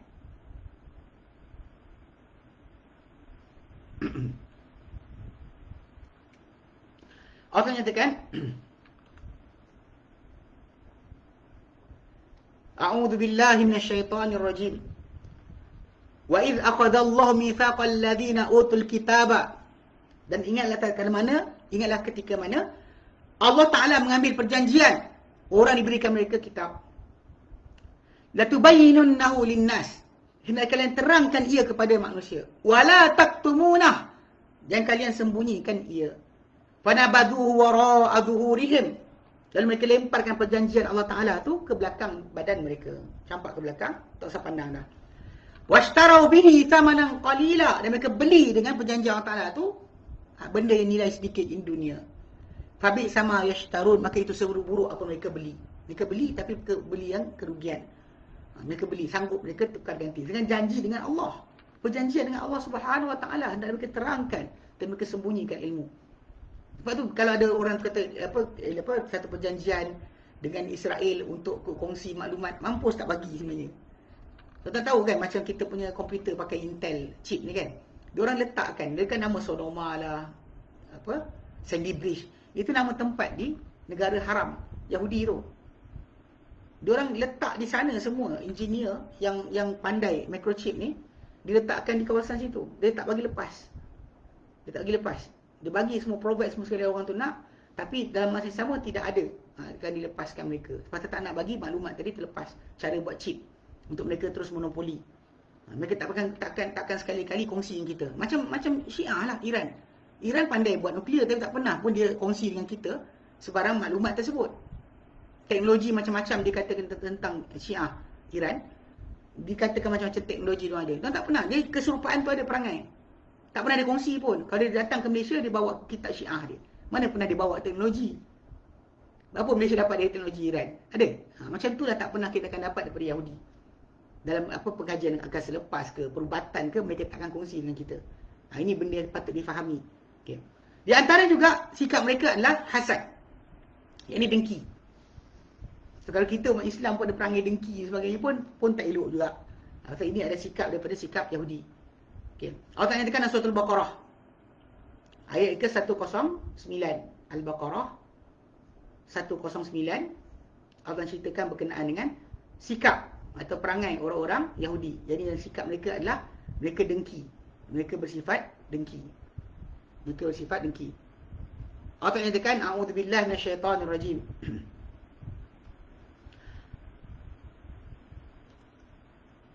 Wadda kathirun min ahlil kitab.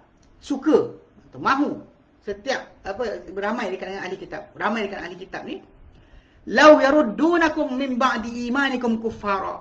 Kalau mereka boleh patah balikkan kamu setelah keimanan kamu menjadi kafir semula. Mereka kalau boleh nak kita jadi kafir. Kita tinggal perintah Tuhan. Mereka buat macam-macam. Macam kita kat Malaysia lah. Bila datang macam sistem kufur punya kumpulan. Kan tak? Dia tak bising pun. Kes berlaku Yahudi bunuh umat Islam ni. Sistem kufur dia cakap. Ada dia pertahankan hak wanita di sana. Tak ada. Kan?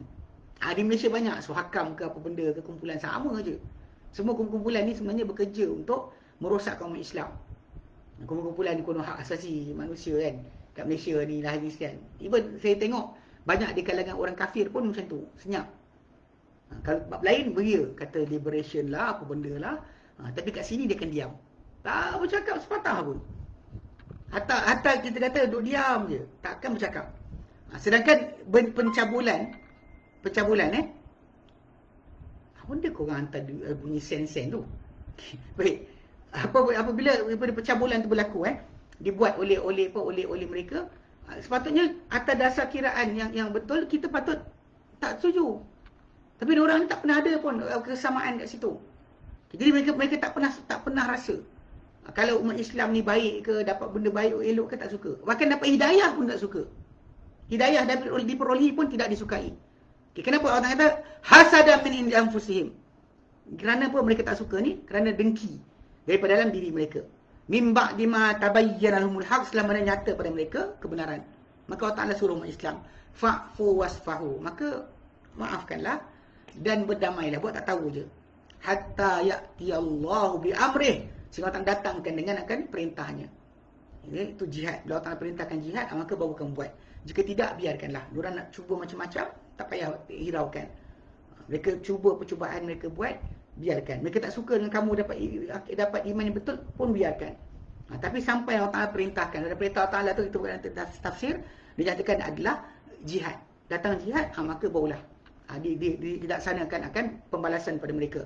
Innallaha ala kulli syai'in qadir. Allah Ta'ala kata satu amat berkuasa. Okey. Dan di antara juga sikap mereka ni, Allah nyatakan, ini yang kita kata kalau ada peperangan dan sebagainya, patut kita faham. Kita sedar.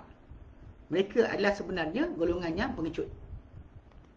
Pengecut tak pernah ada keberanian. Tak pernah ada keberanian pada mereka. Mereka sentiasa akan takut.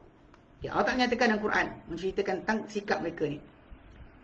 Dalam surah Al-Hasyr ayat ke-14. Al-Hasyr 14 Allah tak nyatakan, a'udzubillahi minasyaitonirrajim. La yuqatilunakum jami'an illa fi quram muhassanatin aw min wara'i judur. Tidak mereka memerangi kalian secara beramai-ramai. Takkan mereka perang kamu depan-depan. Kecuali perang mereka itu fi quram muhassanatin, dalam perkampungan yang berkubu. Kampung ada kubu, aw min wara'i judur, ataupun di sebalik tembok-tembok. Mereka bawa berani. Ba'suhum bainahum syadid, kekerasan mereka satu sama lain sangat keras. Kalau mereka sama-sama, mereka dahsyat teruk buat perangai mereka. Tahsabuhum jami'an wa qulubuhum syatta, kamu sangkakan mereka tu adalah bersama-sama. Namun begitu hati mereka adalah berpecah-pecah. Dzalika bi annahum qaumun la yaqilun, itu adalah kerana mereka kaum yang tidak berakal. Ya, Allah Ta'ala nyatakan dalam surah Al-Imran ayat ke-111 menceritakan juga sikap ataupun perangai orang-orang Yahudi ini tentang kebaculan dan juga sikap pengecutnya mereka. Allah Ta'ala nyatakan dalam surah Al-Imran ayat ke-111, A'udzu billahi minasyaitonir rajim. La yadurrukum illa adza. Mereka tak boleh sakiti kamu kecuali apa? Gangguan sahaja. Mana nak ganggu cakap-cakap dengan berani. Wa in yuqatilukum, kalau mereka perang dengan kamu, yuwallukumul adbar, mereka pasti pusingkan ke belakang kepada kamu, akan belakang badan mereka, mereka akan lari. Thumma la yunsun, kemudian mereka tak akan dibantu. Kalau sekarang ni dengan rakyat tak bersenjata, beranilah dia buat. Tapi kalau dia kata dengan tentera yang berperang, dia akan lari. Dia kata, dan ini berkata Ibn Katsir rahimahullah, dia kata ini adalah yang terjadi dengan mereka pada hari Khaybar. Ya, Allah Ta'ala hinakan mereka, dan Allah Ta'ala walaupun mereka dengan secara paksaan, ya, mereka tak nak terjadi. Demikian juga sebelum mereka dengan Yahudi Madinah, Bani Qainuqa, Bani Nadir, Bani Quraizah, ini Bani Mustalik, kena semua mereka Allah Ta'ala hinakan. Allah Ta'ala hinakan mereka. Semua kali diusir, dikalahkan. Ini sebut tafsir Ibn Katsir. Dan saksi paling besar di atas itu adalah daripada realiti sendiri. Anda boleh lihat seorang budak Palestin dan bersama dia dengan biji batu, kan? Dia berdepan dengan tentera yang berlengkap bersenjata, kan? Tapi tentera tadi lari daripada budak tersebut, takut menyelamatkan diri. Budak tu pegang senjata batu kat depan kereta kebal, tak lari. Ada orang lari. Itu nak pelik, nak tunjukkan bahawa bagaimana ketakut pengecutnya mereka ni. Sebab tu dia apa mereka ada sekarang ni hanyalah kerana dibesar-besarkan oleh masyarakat. Ada orang kita ni pun kadang-kadang separuh tu dia kata Yahudi pandai dan sebagainya. Ni semua ni adalah di antara perkara-perkara yang melemahkan umat Islam. Banyak orang kita ni kononnya pengkaji, mengkaji dan sebagainya, puji Yahudi lebih baik daripada Muslim. Banyak sangat orang macam ni sebenarnya. Jika kita melemahkan semangat umat Islam. Ya, sebab sepatutnya berlaku. Sebab Allah Ta'ala jadikan mereka ni sebenarnya adalah kumpulan yang sangat-sangat dahsyat, sangat teruk, kan? Dan Allah Ta'ala nyatakan dalam Quran juga, dalam surah Al-Ma'idah, mereka ni sebenarnya adalah golongan yang menyebarkan di muka bumi kerosakan. Dan antara sifat mereka yang paling dahsyat adalah mereka menyebar di muka bumi kerosakan. Kerosakan kerosakan akhlak, perkara-perkara yang merosakkan masyarakat, orang muda sebagainya, semua datang dari mereka. Okay, mereka menyebarkan di muka bumi kerosakan, dan mereka menyebarkan dadah, arak, kan? Mereka siarkan akan perkara-perkara keji dan juga perkara-perkara yang hina di tengah-tengah masyarakat. Okay, mereka ni kalau kita lihat penyaga bapa ayam ke dan sebagainya, semua judi pun diorang juga. Okay. Dan bahkan mereka menguasai akan media masa. Media masa dia yang satelit TV satelit yang ada ni semua sekali dengan berbagai semua dikuasai oleh mereka. Yang menyebarkan filem-filem yang lucah dan sebagainya, menyebarkan kekufuran, atheism, kan? Semua sekali ni dan pada untuk meragukan umat Islam terhadap akidah mereka dan juga agama mereka. Okay? Jadi mereka ni menyebarkan kerosakan di muka bumi dengan semua jalan yang mereka miliki. Allah nyatakan dalam Quran surah Al-Maidah ayat yang ke-40, ayat ke-64. 64 Allah nyatakan, "Was'auna fil ardi fasada." Dan mereka menyebarkan di muka bumi kerosakan. Wallahu la yuhibbul mufsidin. Dan Allah Ta'ala tak sukakan orang buat kerosakan. Jadi kalau kita lihat kan memang itu apa yang terjadi, kan? Terjadi dan juga yang mereka buat sehingga sekarang. Di depan mata kita kita lihat akan perangai mereka, tingkah laku mereka. Mereka menyebarkan benda berkenaan. Tapi ialah bila kita dah tu cantik ke apa, semua sekali tajaan Yahudi. Tak ada tajaan lain. Okey. Walaupun begitu dalam keadaan mereka macam ni, mereka ni manusia, antara sifat mereka adalah manusia yang paling sungguh-sungguh untuk hidup. Tamak untuk hidup. Tak pernah ada rasa kemuliaan untuk berkorban, tak ada. Okey. Allah Ta'ala nyatakan dalam Quran dan surah Al-Baqarah ayat yang ke 94-96. 94 sampai 94, 95, 96 Allah nyatakan A'udzubillahi minasyaitonirrajim. Qul in kanas lakumud darul akhirah. Katakan hai Muhammad, jika sekiranya kalian ada negeri akhirat. Indallah, di sisi Allah Ta'ala, khalisatan min dunin nas. Untuk orang saja, tidak untuk manusia lain.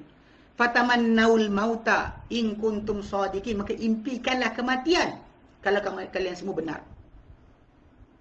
Ni kisah dia adalah bagaimana adik-adik Yahudi ni diajak oleh Nabi SAW untuk mubahalah. Pasal mereka duk kata-kata pada Nabi macam-macam, dia Nabi ajak mereka, cabar mereka, kita mubahalah. Panggil anak korang, aku panggil anak aku, isteri korang, isteri aku, kita sama-sama duduk dan kita minta laknat Allah Ta'ala ke atas orang yang penipu. Tidak seorang pun datang. Dan bahkan Allah Ta'ala disuruh mereka supaya impikan kematian. Impikan kematian. Kalau korang betul berani, impi kematian. Ketika itu, tak ada seorang pun di kalangan mereka berani. Padahal mereka tahu, kalau mereka impi kematian, macam Ibn Abbas SAW riwayatkan, Nabi kata, kalau mereka impi kematian, mereka mati macam tu juga. Depan-depan. So, mereka tak berani pun. Jadi Allah nyatakan, Fatamannau mauta. Kalau kita kata betul, kita ni adalah orang kesayangan Tuhan. Mati sampai kita ke syurga. So, kenapa kita tak takut mati? Tapi mereka kata macam tu, tapi mereka takut. Kenapa? Wala yatamannahu abadan bima qaddamat aydihim. Dan mereka takkan sekali-kali mengimpikan kematian selama-lamanya dengan sebab apa mereka buat dengan tangan-tangan mereka. Wallahu alimun bizzalimin. Engkau dapati dan Allah Taala amat mengetahui terhadap orang-orang yang zalim. Allah Taala kata, "Wala tajidannahum ahrasan nasi ala hayatin wa minal ladina asyraku." Dan kau pasti dapati mereka, yang orang Yahudi ni, manusia paling tamak, paling sungguh-sungguh untuk hidup. Hatta kesungguhan mereka ni berbanding orang-orang yang menyekutukan Allah Ta'ala. Yawaddu ahaduhum law yu'ammaru alfasana. Inginkan seorang mereka ni kalau boleh mereka nak hidup 1000 tahun lagi. Wa ma huwa bimuzahzihi min azabi ay yu'ammar. Namun begitu takkan boleh mengalihkan mereka daripada azab kalau diberikan mereka umur panjang sekalipun. Wallahu basirum bima ya'malun. Allah Ta'ala Maha melihat, Maha mengetahui Maha melihat terhadap apa mereka kerjakan. Jadi dalam sini memang jelas Allah SWT cerita kepada kita tentang sikap mereka yang memang kita kata paling tamak hidup. Sebab tu diorang tak berani untuk berjihad, berjuang dan sebagainya. Sebab tu mereka sentiasa dalam keadaan keraguan. Ini sebenarnya yang macam kita fahamkan berkali-kali. Sebenarnya mereka menanti untuk kononnya datangnya turun Mesiah. Diorang kata pada orang Kristian, kalau berjaya tubuh kerajaan, nescaya Mesiah akan datang. Tapi diorang tak buat lagi sebab mereka tak yakin akan jadi. Sebenarnya.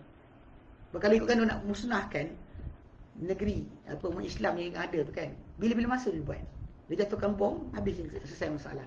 Tapi dia tak buat sebab apa? Sebab dia tahu kalau dia kata dia kuasa kawasan Palestin secara menyeluruh sekalipun, kan, apa mereka cuba fikirkan akan jadi, takkan jadi. Konon akan datang Mesiah dan mereka akan ikut. Pasal orang Kristian ditipu dengan cara tersebut. Dia kata pada orang Kristian, kami ini bangsa Bani Israel. Nabi Isa pun Bani Israel juga. Kalau Nabi Isa datang nanti, dia akan duduk dengan siapa? Dia duduk dengan kami. Jadi kami, tolonglah kami buat negara. Kalau kami buat negara, dapat negara, Isa akan datang.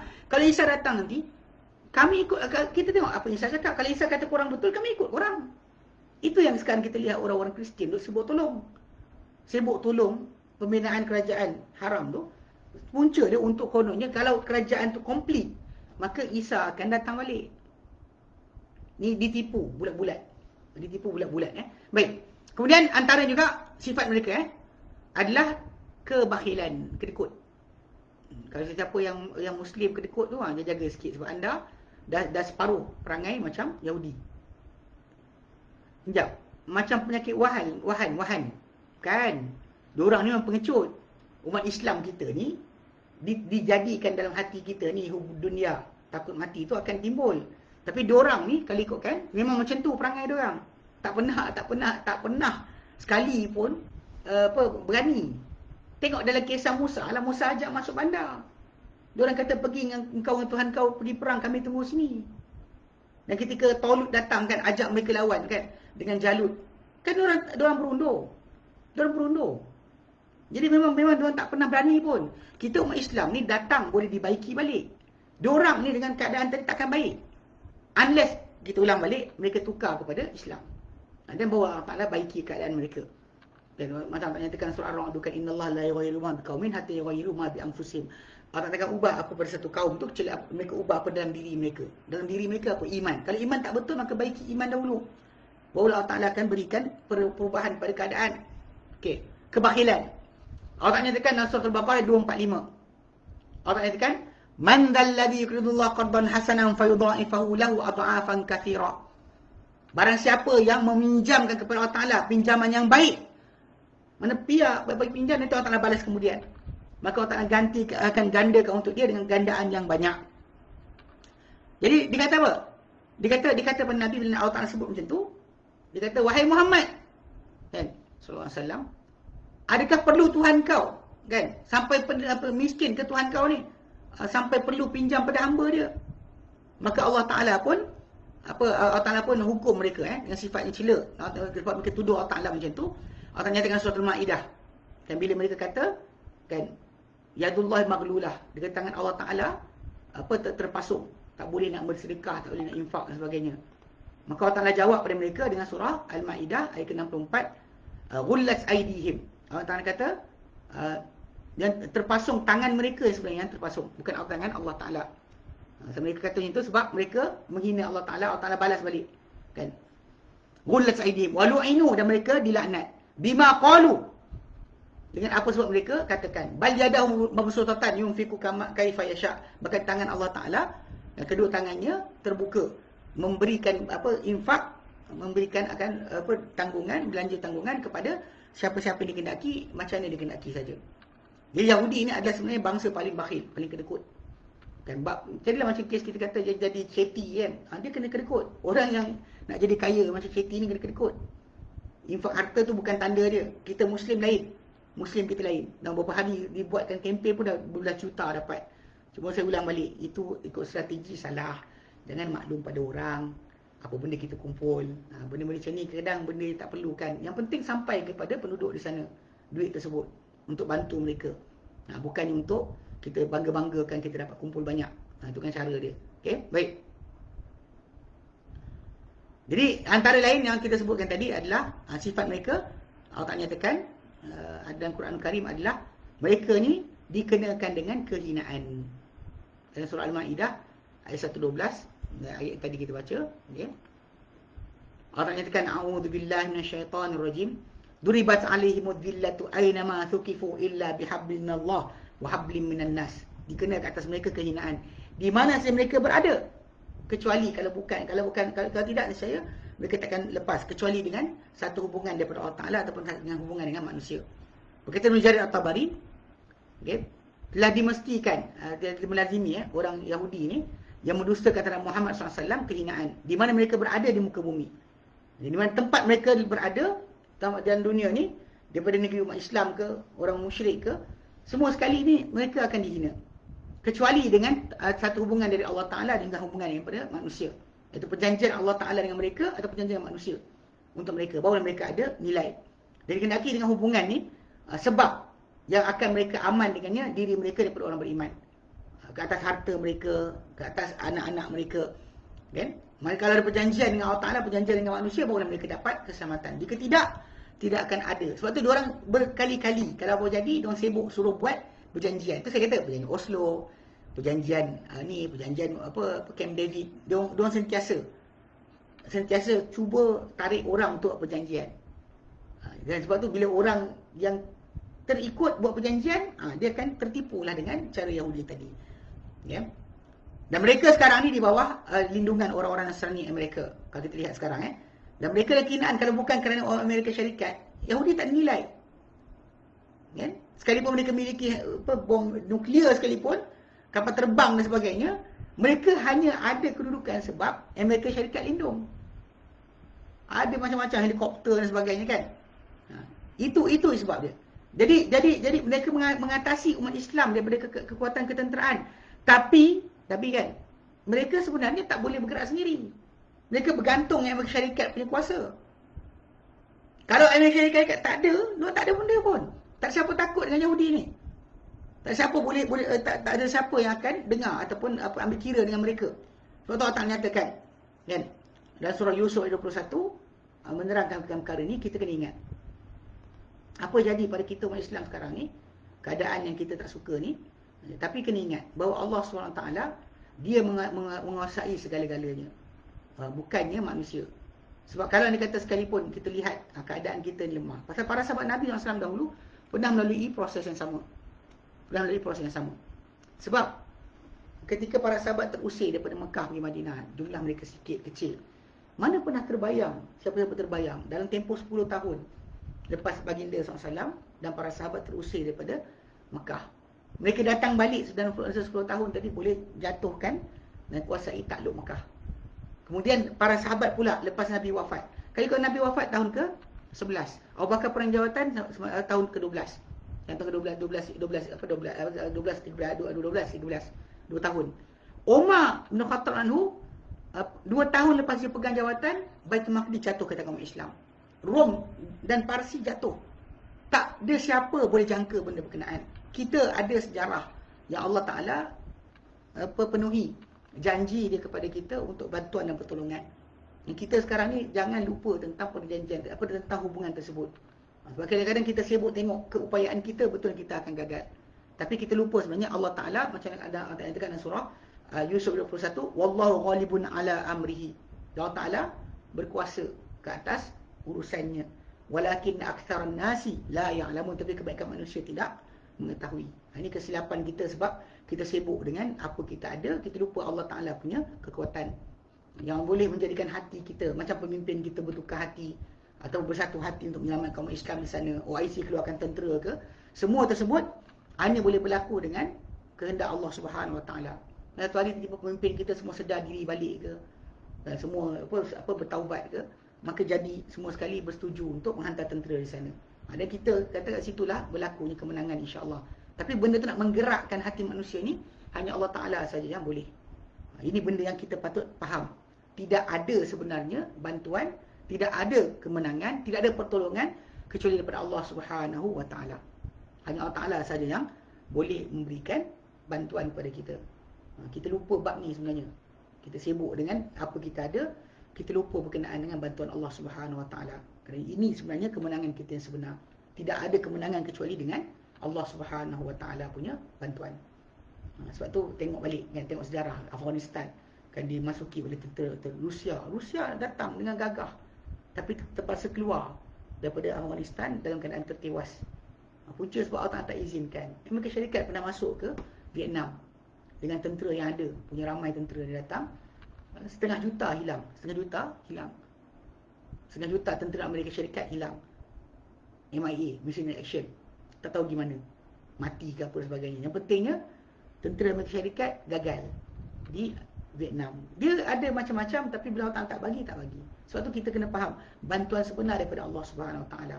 Kita sekarang ni kita ada semangat, kita panggil mulut luak kesembuhan, tapi tunggulah kalau Allah Ta'ala buka, kita janji dengan diri kita akan pergi mengikut jalan yang betul. Bab berkenaan jihad, ulang berkali-kali kena terangkan, takkan terjadi kecuali dengan arahan pemerintah.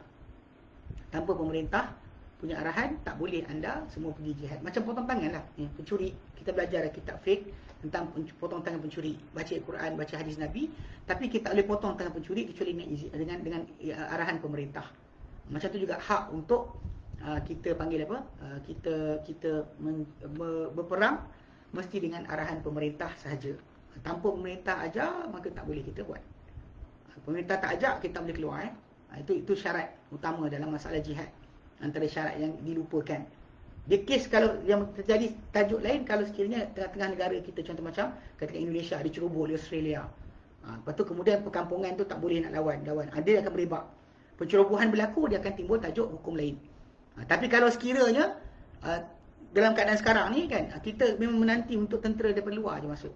Kalau untuk penduduk tempatan, memang tak dapat buat apa. Kita bantu mereka dengan keuangan, bantu mereka dengan semangat, bantu dengan maklumkan kepada semua orang tentang keadaan mereka.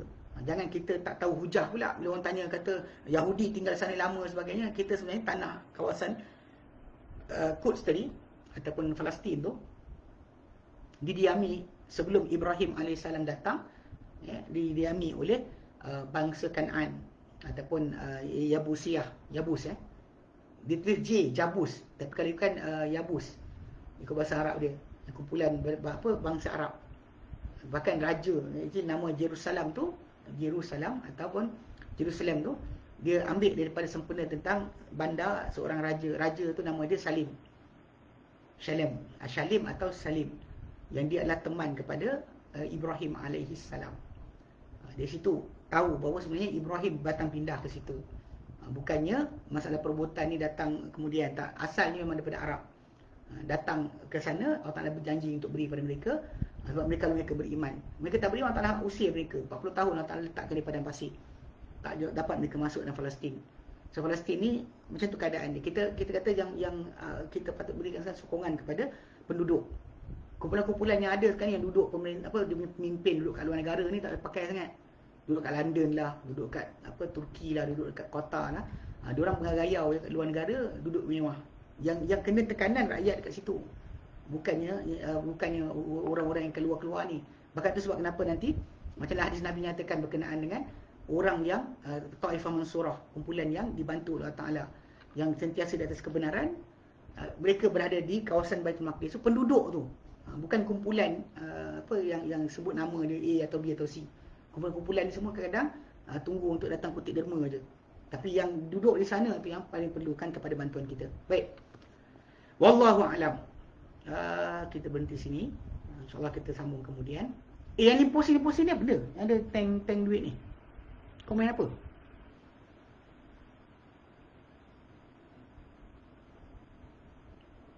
Yang ada tank duit. Yang tadi Muhammad tadi 45 sen.